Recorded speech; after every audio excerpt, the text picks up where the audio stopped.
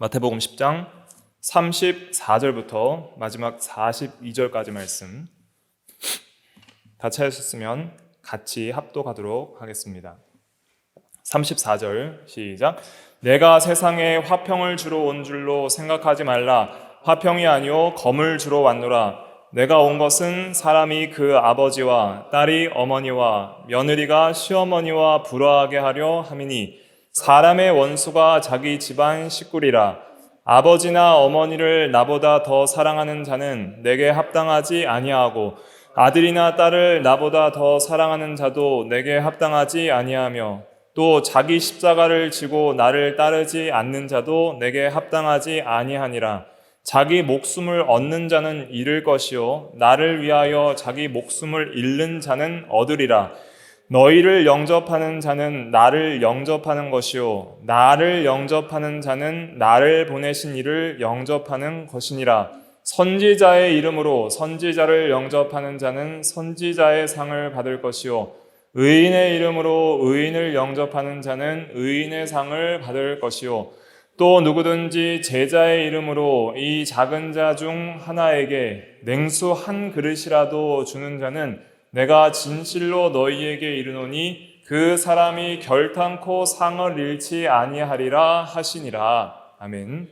이 시간 말씀의 제목은 38절 말씀을 근거로 자기 십자가를 지고 주를 따르라. 자기 십자가를 지고 주를 따르라 라는 제목으로 하나님의 말씀을 증거하도록 하겠습니다. 10장은 계속해서 12제자를 부르시고 파송하시면서 또 권면하시고 명령하시고 또 경고하시고 하는 주님의 예수 그리스도의 말씀을 기록하고 있습니다. 34절부터 보면 크게 이제 오늘 본문이 세 가지 대지로 나누어집니다. 첫째로는 이제 34절부터 37절까지에는 복음이 전파되는 곳에는 불화가 있을 것이다. 검을 주러 왔노라 하시는 말씀을 통해서 사람의 원수가 자기 집안 식구가 될 것을 경고하시게 됩니다. 그래서 복음 전파에는 불화가 있을 것이다. 둘째는 자기 십자가를 지고 나를 따르라 38절부터 39절.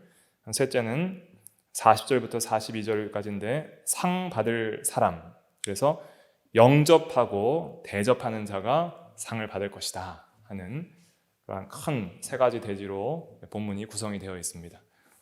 34절부터 보면 내가 세상에 화평을 주러 온 줄로 생각하지 말라. 화평이 아니요 검을 주러 왔노라 그랬습니다. 그래서 우리가 복음이라는 것은 참 평화의 소식이잖아요. 그래서 복음을 믿으면 하나님과 화평하고 사람과 참된 화평이 이루어지고 피조세계와의 화평이 이루어져서 그런 질서가 잡히고 평화가 잡히게 됩니다. 그래서 화평과 질서는 같이 가는 겁니다. 질서가 바로 되면 화평한 거고 질서가 깨지면 불화한 거예요. 그런데 이 복음이 오히려 화평을 깬다는 말씀을 또 하고 있습니다. 화평을 주러 온 줄로 생각하지 말라. 화평이 아니요 검을 주러 왔노라. 검이라는 것은 이제 전쟁, 분열, 분쟁 이런 것을 상징을 하는 것이죠. 그래서 특별히 가정에서부터 분열, 불화가 일어날 것을 말씀을 하시는 내용이 35절부터 나오게 됩니다. 35절에 보면 내가 온 것은 사람이 그 아버지와 딸이 어머니와 며느리가 시어머니와 불화하게 하려 함이니 사람의 원수가 자기 집안 식구리라 그랬습니다. 그러면 이것은 어떻게 해석을 해야 되는가? 이것은 복음이 전파되면 믿는 사람에게는 빛이 비추어지고 이제는 세계관과 가치관이 바뀌게 되고 그러면서 이제는 전에는 세상과 자기와 마귀와 죄의 종로를 타던 자가 이제는 하나님만을 왕으로 섬기는 자가 돼버리는 거예요. 하나님 나라 백성이 되니까 예수 그리스도의 종이 되고 하나님만을 왕으로 섬기고 하나님의 통치에만 복종하기를 원하고 그러면서 진리의 통치와 지배를 받고 진리대로 믿고 진리대로 생활을 하려다 보니까 아직 믿지 않는 사람들에게는 그것이 거리끼는 것이 되고 서로 불화하게 되는 것입니다. 그래서 예수 믿지 않는 가정에서 한 사람이 예수를 믿고 교회에 나오고 하나님을 섬기게 되면 그 집안 식구들이 반대를 하는 거예요. 왜 교회에 나가느냐? 왜 말씀을 순종하기 위해서 우리의 뜻대로 하지 않느냐, 그러면서 집에서 과거에는 믿지 않을 때 행하던 일들을 반대하고, 또 진리 문제가 아닌 부분에는 우리가 양심에 따라서 허용하고 포용하고 사랑할 수 있지만은 우리가 진리 문제에 있어서는 타협할 수 없다 하는 그러한 신앙으로 가다 보면 집안 식구라도 불화가 생길 수밖에 없는 거예요. 찬성하지 않을 수밖에 없는 거예요. 그래서 주의를 거룩하게 지키기 위해서 예배의 자리에 나오는 것을 아버지나 어머니의 반대 때문에 그것을 타협할 수 없고, 또 진리 문제에 있어서 성경 위반이 되는 모든 것들을 양보할 수 없게 되므로 이제는 서로 집안 식구들끼리 분열과 분쟁이 생기게 되는 것입니다. 그렇지만은 우리가 그 진리 문제에 있어서 집안 식구들이 반대한다고 해도 타협을 하면 안 된다는 것을 말씀을 하시면서 37절에 예수님보다 더 사랑하는 것은 합당치 않다고 말씀을 하고 있는 것입니다. 37절 같이 읽어보겠습니다. 시작. 아버지나 어머니를 나보다 더 사랑하는 자는 내게 합당하지 아니하고 아들이나 딸을 나보다 더 사랑하는 자도 내게 합당하지 아니하며. 그래서 예수님을 가장 사랑하고 주로 섬기기 때문에 진리 문제를 타협할 수가 없는 거예요. 그러나 인정에 이끌려서 집안 식구들이 반대하기 때문에, 주님을 반대하고 말씀을 반대하기 때문에 그 인정에 이끌려서 진리를 불순종하고 나갈 때에는 그건 제자로서 합당하지 않다라고 예수님께서 엄히 경고하고 계시는 것입니다. 그래서 우리가 진리 문제가 아닌 부분에 있어서는 우리가 양보할 수 있고, 또 우리의 양심과 자유에 따라서 말씀을 어기고, 또 예수님께 불순종하지 않는 범위 내에서는 우리가 최대한 겸손하게 또 섬기면서 양보하고 배려하고, 어떻게든지 그 사람들에게도 예수님의 어떤 복음이 전파될 수 있도록 그렇게 우리가 해야 되겠지만은, 그러나 진리를 어기면서까지 화평할 수는 없는 거예요. 그래서 그것이 가정을 불화하게 만들기 때문에 그렇게 화평하면서 타협을 하게 되면은 나의 구원도 잘 이루어 나가지 못할 뿐 아니라 오히려 가정 구원도 못 이루어 나가는 거예요. 예를 들면 이 과거 일제 신사참배 문제에 있어서 반대하고 나가는 목사님이 계셨는데, 그 목사님이 신사참배를 반대하고 나가니까 감옥에 갇혔어요. 그래서 어머니가 이제 그거를 너도 신사참배하고 감옥에서 나와라 라고 권면하고, 네가 만약에 그렇게 나오면은 내가 예수를 믿겠다 이렇게 얘기를 했대요. 그런데 오히려 그것을 들어줄 수 없기 때문에 그럴 수 없습니다 하고 나아갈 때에 이제는 어머니와 다투게 되었는데, 그런데 이제 하나님의 은혜 가운데 해방이 되게 됐어요. 그래서 이제 목사님이 나왔을 때 어머니한테 물어봤대요. 어머니, 제가 이제 해방이 되고 나오니까 어머니가 이제 믿은 거예요. 정말 해방되어서 나오는 거 보니까 하나님이 살아계신구나 하고 깨닫고 나도 믿겠다 하고 믿었대요. 그래서 이제 물어봤대요. 어머니, 저번에 신사참배 하고 나오면은 예수 믿겠다 그랬는데 그때 진짜 믿으려고 그랬어요? 그러니까 그거는 너 나오라고 그런 거지 내가 믿으려고 한 거 전혀 없다, 그렇게 말을 했다 그래요. 그런데 오히려 그런 불화가 있었지만 끝까지 진리를 타협하지 않고 지켜나갈 때 오히려 그 모든 것이 합력해서 선을 이루고 오히려 그 가정에 복음이 전파되는 기회가 된 그런 귀한 예들도 있는 것입니다. 그래서 저 사람이 어떻게 저렇게 반대를 하면서도 끝까지 믿음을 지키려고 할까? 그런 것을 보면서 처음에는 반대하던 사람들이 정말 진리를 목숨처럼 지키는 그 사람의 신앙 때문에 구원을 받게 되는 거예요. 그런데 그런 어려움 때문에 자기도 배반하고 나아가게 되면은 결국에는 그러한 다른 사람의 구원을 이루는데도 지장이 되게 되는 것을 깨달아야 하는 것입니다. 그래서 하나님이 다 보고 계시고 또 하나님이 주권적으로 모든 것을 섭리하시는 것을 믿고 절대 양보하지 않고 의견 충돌이 되어도 지혜롭게 또 할 것은 하면서 끝까지 진리를 지켜나가면 그러면 하나님께서 때가 될 때에 또 구원을 이루어 나갈 사람들을 잘 이루어 나가게 하실 것을 믿어야 됩니다.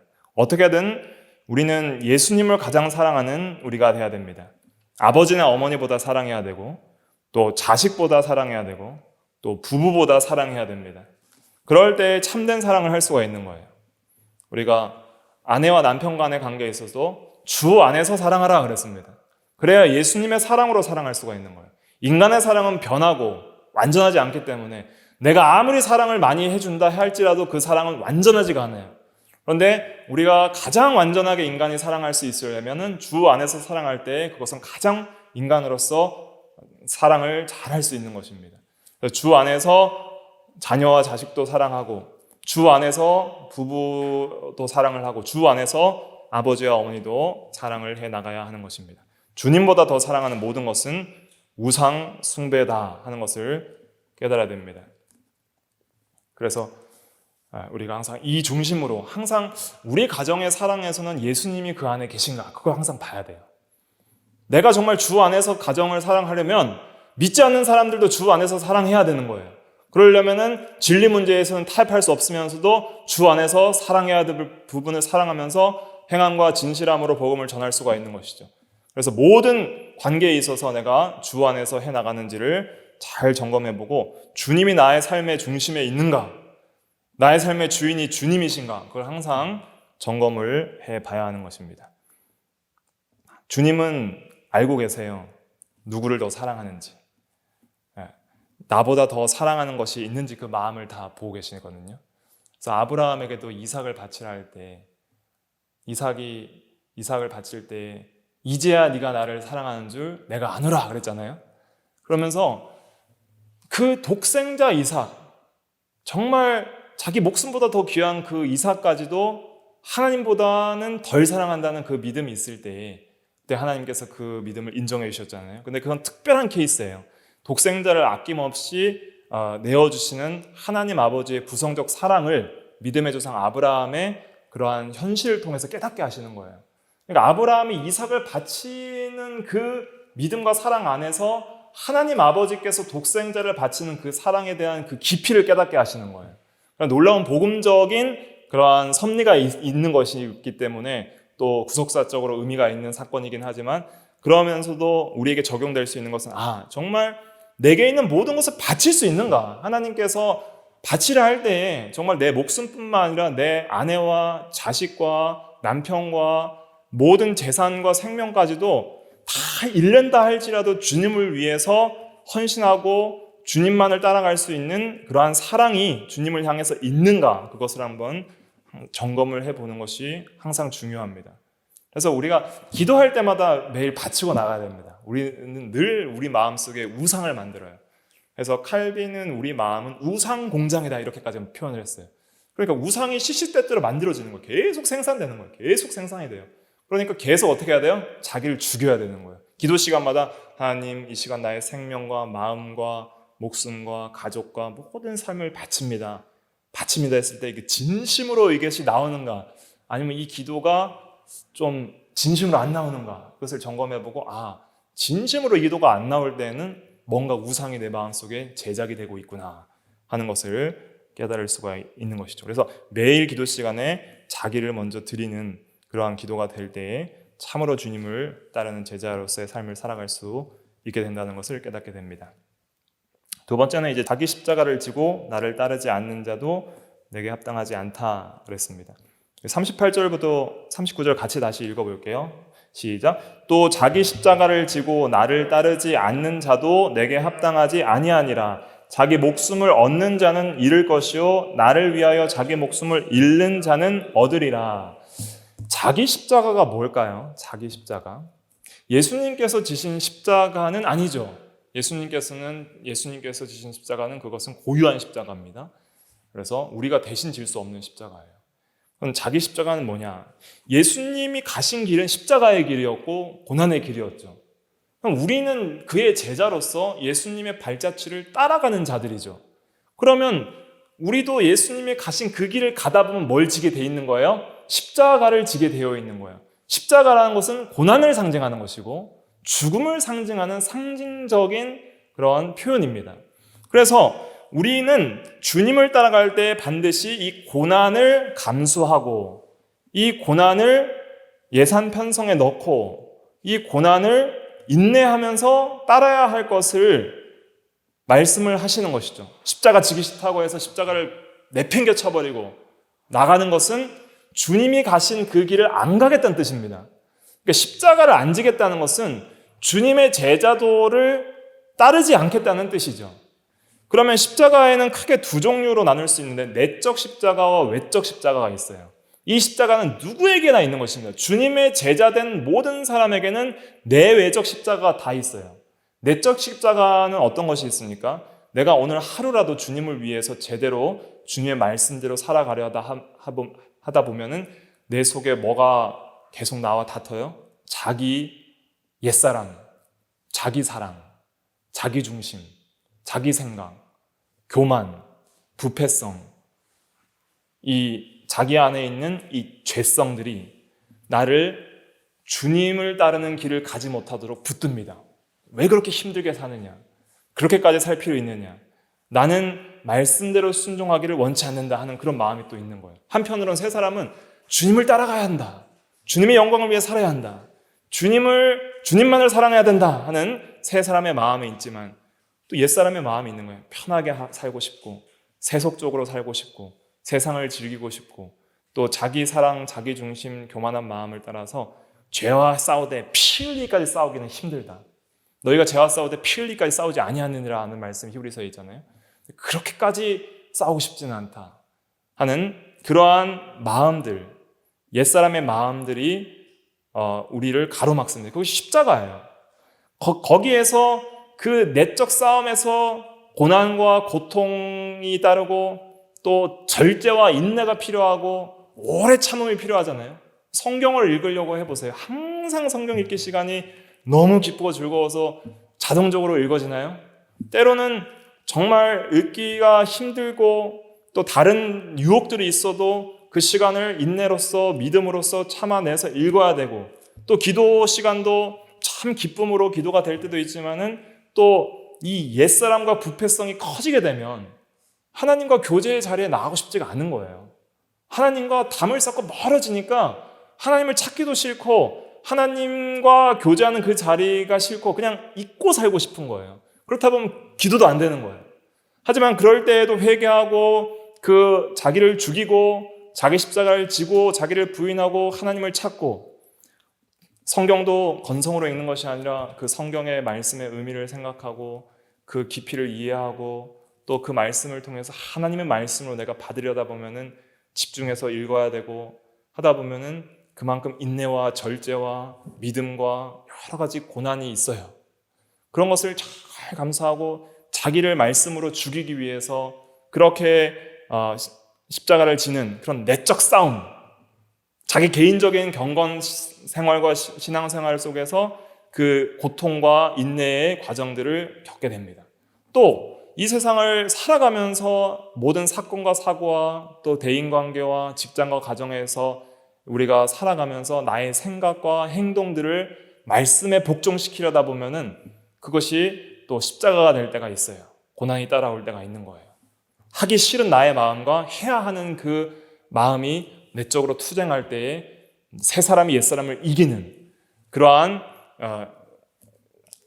이 길을 걸어갈 때 십자가를 지게 되는 것이죠. 그것을 잘 이기면 이제는 외적 십자가가 나타나게 됩니다. 그래서 자기 내적 십자가를 지고 대내전에서 승리하고 나가면은 외적 박해가 임하게 되어 있어요. 그래서 무릇 경건하게 살고자 하는 자는 뭐가 있으리라 그랬어요? 박해가 있으리라. 디모데후서죠. 디모데후서 3장 12절이죠. 디모데후서 3장 12절 한번 찾아보겠습니다. 디모데후서 3장 12절, 그 11절부터 우리 14절까지 읽어볼게요. 디모데에게 하는 바울의 권면인데 디모데후서 3장 11절부터 14절까지 시작. 박해를 받음과 고난과 또한 안디옥과 이고니온과 루스드라에서 당한 일과 어떠한 박해를 받은 것을 내가 과연 보고 알았거니와 주께서 이 모든 것 가운데서 나를 건지셨느니라. 무릇 그리스도 예수 안에서 경건하게 살고자 하는 자는 박해를 받으리라. 악한 사람들과 속이는 자들은 더욱 악하여져서 속이기도 하고 속기도 하나니 그러나 너는 배우고 확신한 일에 거하라. 너는 내가 누구에게서 배운 것을 알며. 아멘. 여기까지 보겠습니다.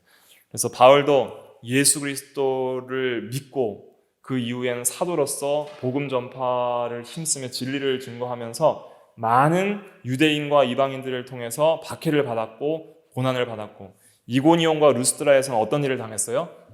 돌에 맞아가지고 죽은 줄 알고 성 밖에 버렸는데 하나님께서 살려내셔서 다시 터벅터벅 다시 그 성에 들어가서 전도하고 이동하는 그러한 놀라운 일들이 있었죠.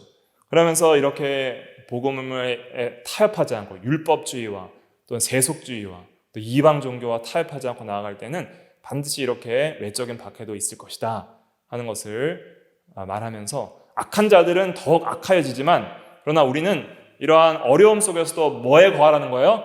그러나 너는 배우고 확신한 일에 거하라. 진리를 절대 양보하지 말라. 깨달은 지식, 하나님께서 깨닫게 해주신 진리, 바른 교리, 바른 신앙 절대 양보하지 말고 타협하지 말고 끝까지 자기 십자가를 지고 주님의 길을 가라. 그것이 생명길이다 하는 것을 깨닫게 해주시는 거예요. 그래서 생명길이기 때문에 이제 목숨에 대한 내용이 나오는 것입니다. 다시 본문으로 돌아오셔서 마태복음 10장 39절 말씀 같이 읽어볼게요. 10장 39절 시작. 자기 목숨을 얻는 자는 잃을 것이요 나를 위하여 자기 목숨을 잃는 자는 얻으리라. 목숨이 두 개가 있습니다. 첫째는 영적 목숨이고 영적 생명, 둘째는 육신적 생명입니다. 그럼 이 구절을 어떻게 해석해야 되느냐? 자기 목숨을 얻는 자는 잃을 것이요 라는 것은 육신적 생명을 얻고자 해서 영적 생명을 포기하는 자는 잃어버린다는 거예요. 그러니까 육신적 안일과 생명을 위해서 진리를 거부하고 타협하고 나가는 자는 뭘 잃어요? 영적 생명을 잃는다는 거예요. 그러나 목숨을 버리는 한, 육신의 생명을 버리는 한이 있어도 진리를 끝까지 믿음으로 지켜나가는 자는 영적 생명을 얻으리라 이런 말입니다. 그래서 우리가 우리의 생명이 육신의 생명과 영적 생명이 있지만 뭐가 더 중요해요? 영적 생명이 중요합니다. 그래서 영적 생명이 사는 길을 가는 것이 그게 진짜 생명길이에요. 그래서 우리가 이 세상에서 때로는 여러 가지 외적 환난을 당한다 할지라도 진리를 지키기 위해서 육신적으로 어려움을 당한다 할지라도 끝까지 진리를 배반하지 않고 나아가면은 우리의 영적 생명이 자라나고 장성하게 되고 그것은 절대로 잃지 않게 되는 것입니다. 예수 그리스도를 믿어서 참으로 구원받은 자는 영적 생명을 절대 잃지는 않지만은 그러나 뭘 잃어요? 진리를 버리고 나가면 자라나는 면을 잃는 거예요. 예수님의 형상대로 자라나는 면, 성화의 면을 잃어버리는 거예요. 그러니까 고린도전서에 보면은 고린도 교인들 중에서 어디에서 구원받은 자와 같은 자가 있다 그랬어요? 불 가운데서 구원받은 자와 같은 그러한 부끄러운 구원을 당하는 사람들도 있다고 5장의 말을 하고 있죠. 그래서 고린도전서 5장 5절에 보면 이런 자를 사탄에게 내주었으니 이는 육신은 멸하고 영은 주 예수의 날에 구원을 받게 하려 함이라. 그래서 믿음으로 살아가지 않고 진리를 배반하고 나가면 구원은 받지만 그러나 그 구원을 잘 이루어 나가지 못하는 그런 면이 있다는 것을 깨달아야 됩니다. 그래서 믿지 않는 불택자라면은 당연히 진리를 배반해 나가고 끝까지 믿지 않고 나가겠고 참으로 구원받은 성도를 할지라도 이 육신의 목숨이 아까워서 진리를 배반하고 나가면 자기의 영혼의 구원을 이루어 나가는 면, 자라나는 면, 성장하는 면에서 그것을 얻지 못한다. 그런 의미로서 우리가 해석을 할 때 이 구절을 바로 해석한다 할 수가 있겠습니다. 그래서 우리가 천하보다 뭐가 더 귀해요? 자기 목숨이 귀한 거예요. 너희가 천하를 얻고도 자기를 잃으면 무엇이 유익하여, 이런 말씀이 있잖아요. 누가복음 9장 25절, 천하를 다 얻어도 목숨을 잃으면 뭐가 유익하냐는 거예요. 그러니까 천하보다 자기 생명이 더 귀하고, 근데 자기 생명 중에 육신의 목숨보다 뭐가 더 귀해요?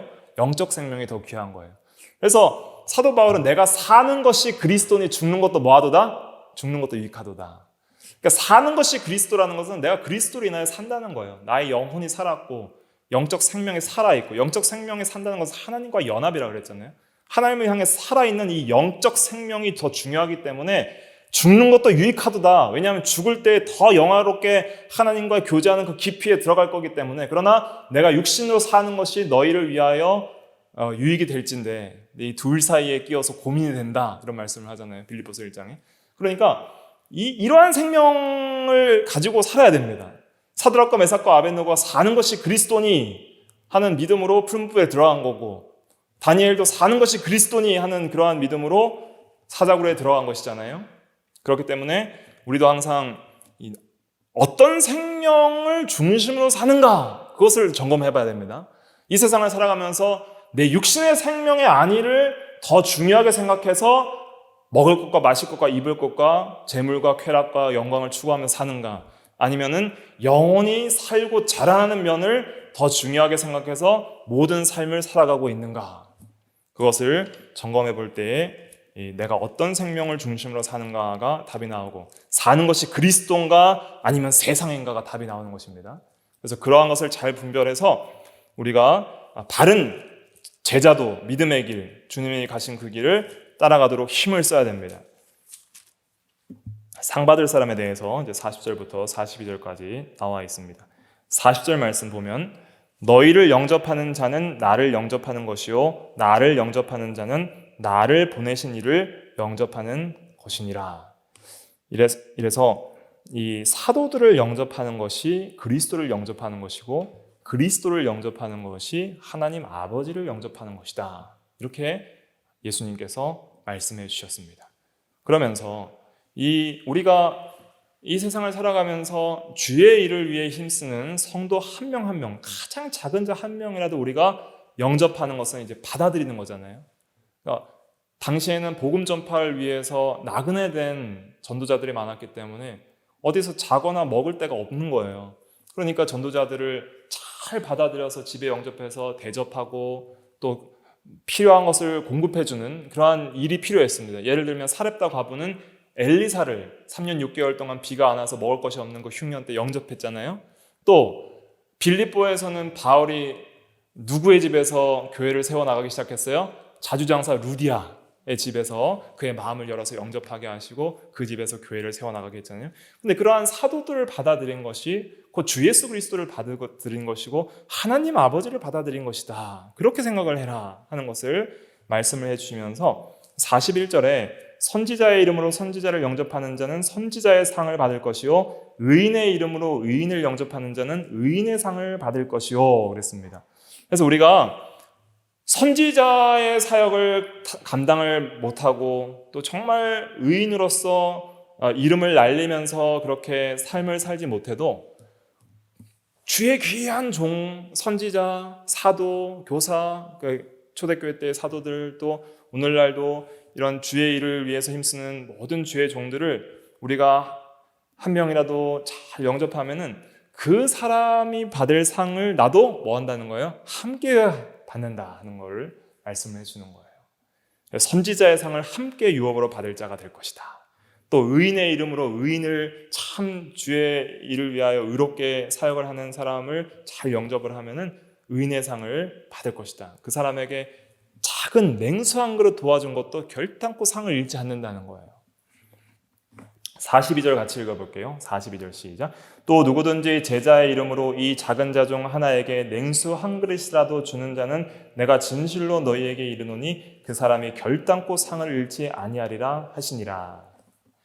그래서 우리가 이러한 참 사랑과 긍휼을 베푸는 마음들이 있어야 됩니다. 예수님께서는 참 불쌍하고 가련한 사람들을 보고 심령에 고통하시면서 참 그들을 불쌍히 목자 없는 양같이 여기면서 불쌍히 여겼잖아요.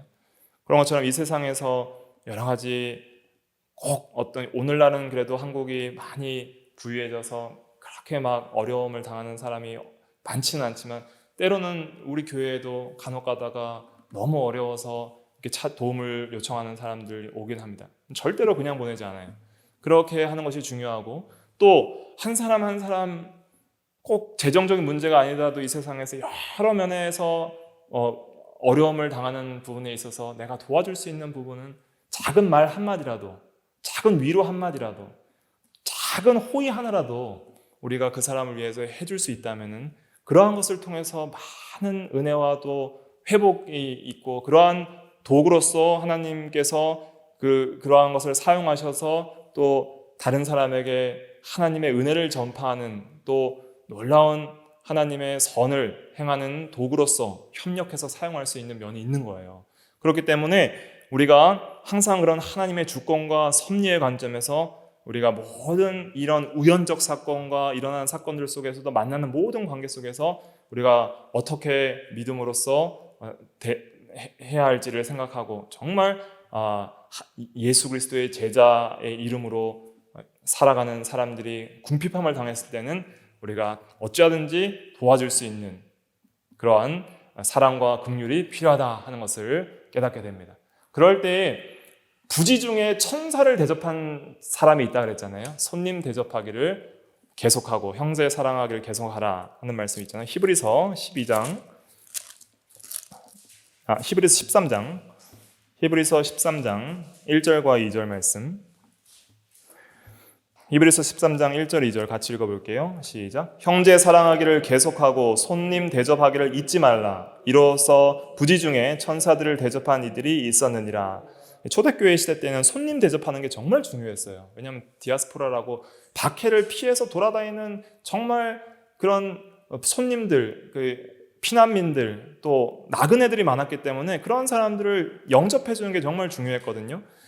그런데 초대교회뿐 아니라 아브라함이 손님 대접하기를 잘했죠. 그래서 창세기 18장, 19장에 보면 소돔 고모라를 멸망하기 위해서 예수 그리스도의 신연이 있는 천사 1명과 또 천사 2명, 총 3명이 지나가는데 아브라함이 보고 인리 오소서 하면서 대접을 하잖아요. 그럴 때 부지 중에 모르는 중에 하나님을 대접을 하는 그러한 은혜가 있었던 것이죠. 그래서 실제로 우리가 그러한 주의 종들을 대접할 때에는 예수 그리스도를 대접하는 것이고 아브라함처럼 하나님을 대접하는 게 된다는 거예요. 그것을 우리가 생각하고 그 다음에 우리가 이제 마지막 심판대에 주님 앞에 설 것입니다. 그러면 섰을 때 우리가 대접한 사람들 다 기억할까요? 우리도 다 잊어버리는 거예요. 누굴 대접했는지, 누구에게 호의를 베풀어준데.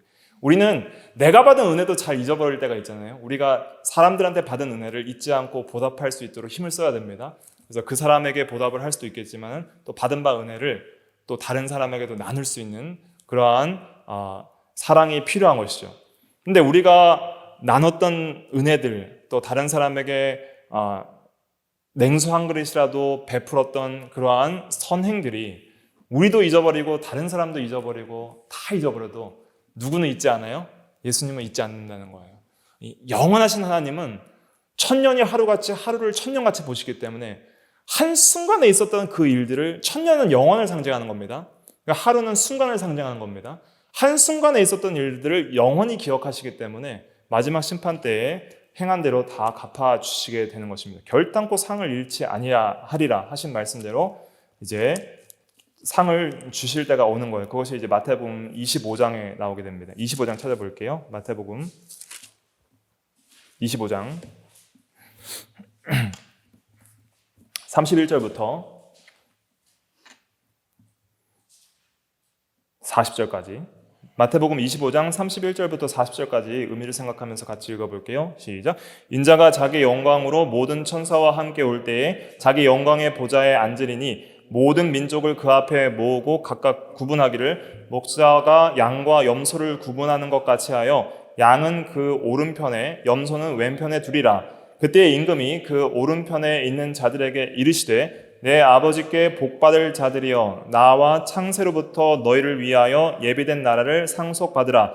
내가 줄일 때에 너희가 먹을 것을 주었고 목마를 때에 마시게 하였고 나그네 되었을 때에 영접하였고 헐벗었을 때에 옷을 입혔고 병들었을 때에 돌보았고 옥에 갇혔을 때에 와서 보았느니라.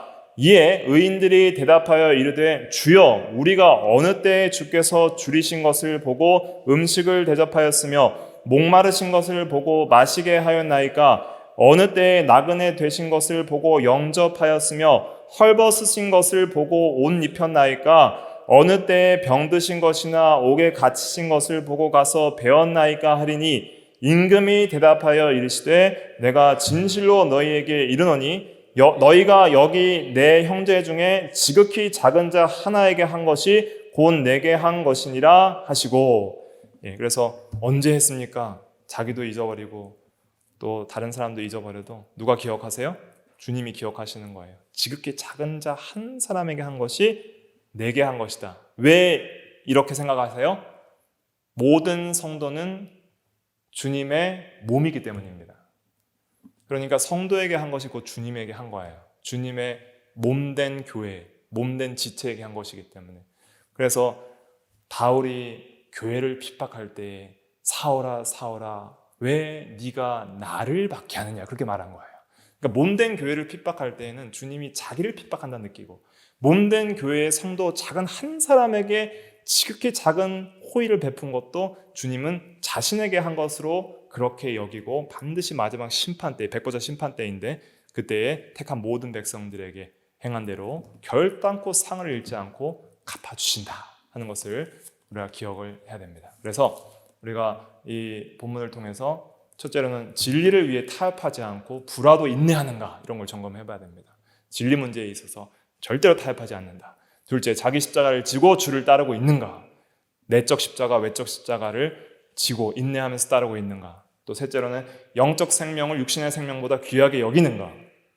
또 선지자와 의인을 영접하며 지극히 작은 자, 교회에서 지극히 작은 자, 또 세상에 만나는 사람들 중에서도 참 예수 그리스도의 이름으로 하는 사람, 살아가는 사람 중에서도 지극히 작은 자에게 우리가 멸시하고 천대하는 것이 아니라 우리가 정말 우리의 것을 희생하고 대접하는가?